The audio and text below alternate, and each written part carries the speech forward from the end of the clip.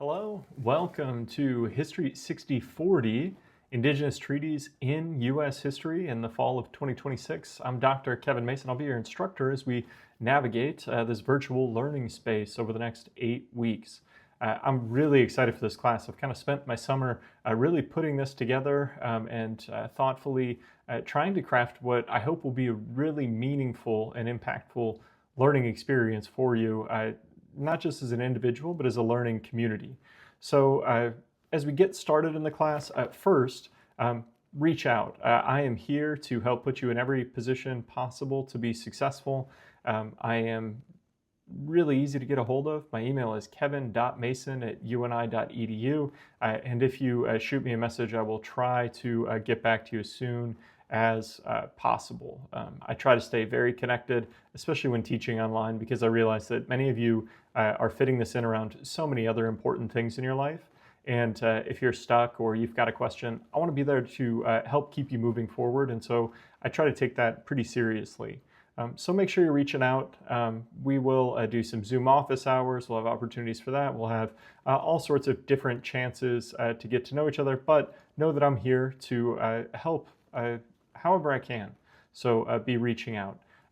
As we start to navigate this course, this is something that is very important to me. It's something I write about extensively and is partially my expertise. I work very closely with Indigenous peoples of the Upper Midwest. I'm currently in the draft stage of my second book, which is going to be opening at the 1825 Treaty of Prairie du Chien, and then carrying through the Iowa legislature, allowing the Meskwaki to return to Iowa in 1857.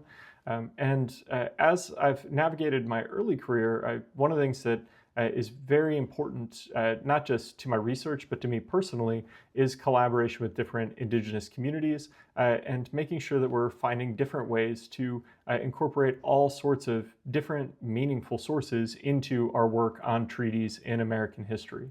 So to that end, you'll notice maybe a few things in this class are a little bit different than other classes you've taken, even if they are graduate 6040 classes here at UNI.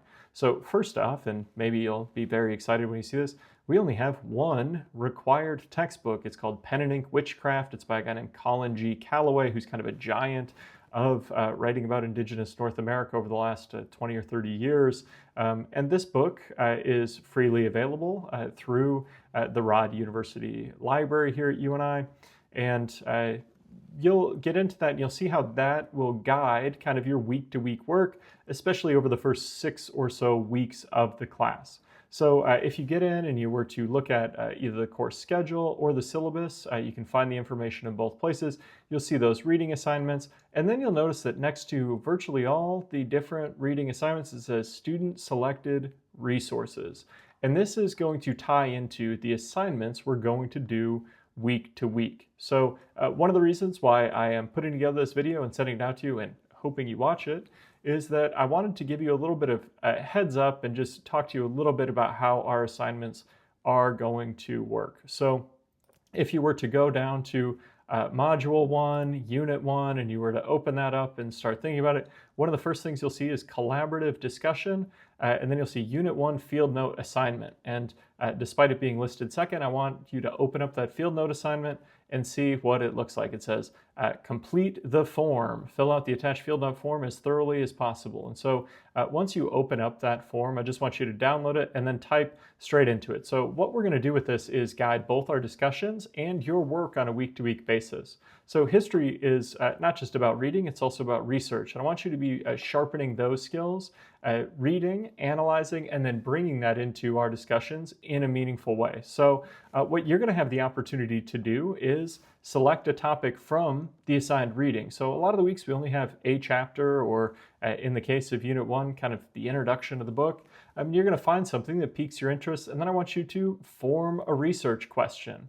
Once you've done that, you are in a position to start your quest both for research and into the collaborative discussion. So basically each week in this class, you're going to go and you're going to find a couple of different journal articles to see what academic authors say about your text. There's different resources, whether it's the research guide that's available, online, or you can find a lot of different resources through the Rod Library.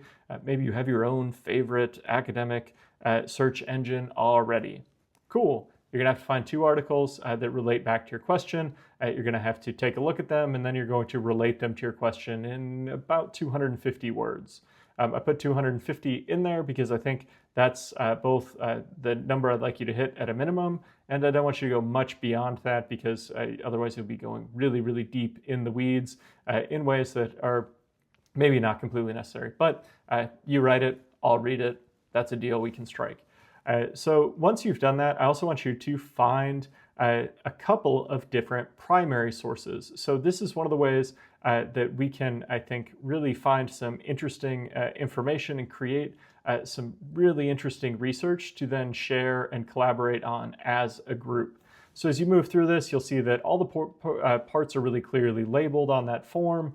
You're going to go through, and then once you get through your research parts, you'll provide analysis and answer the research question that you posed, and then you'll create a discussion question for the class related to your chosen focus of study.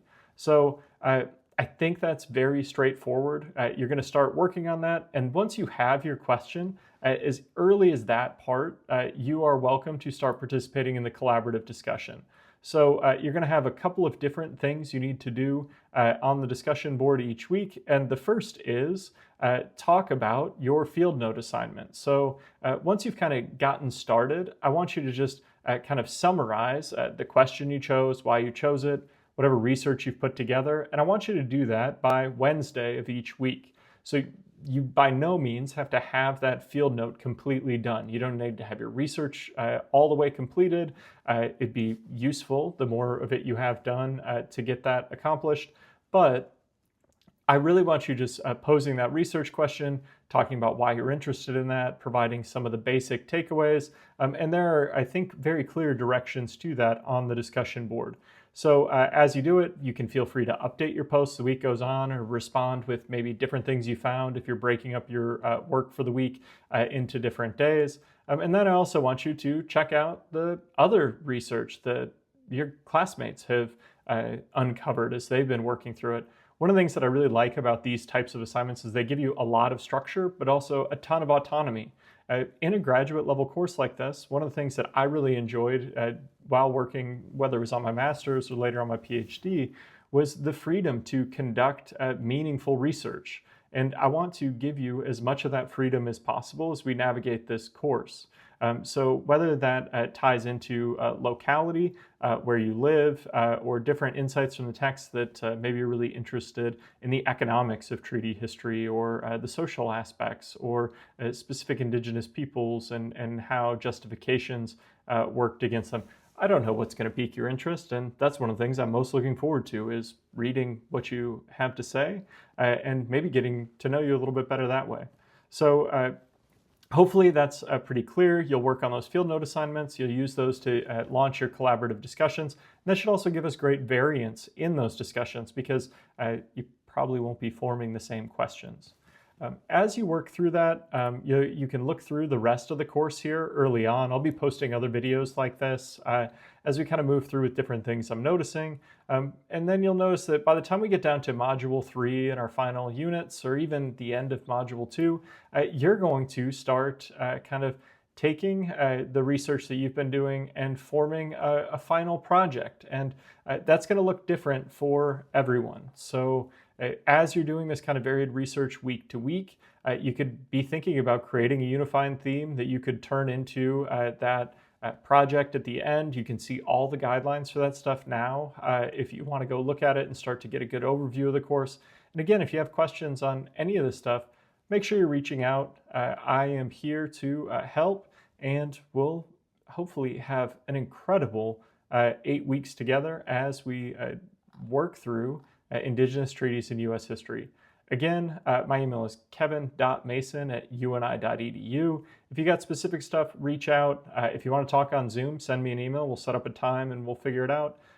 Otherwise, good luck as you get started in the course, and let's make it, I don't know, an 8 weeks to remember.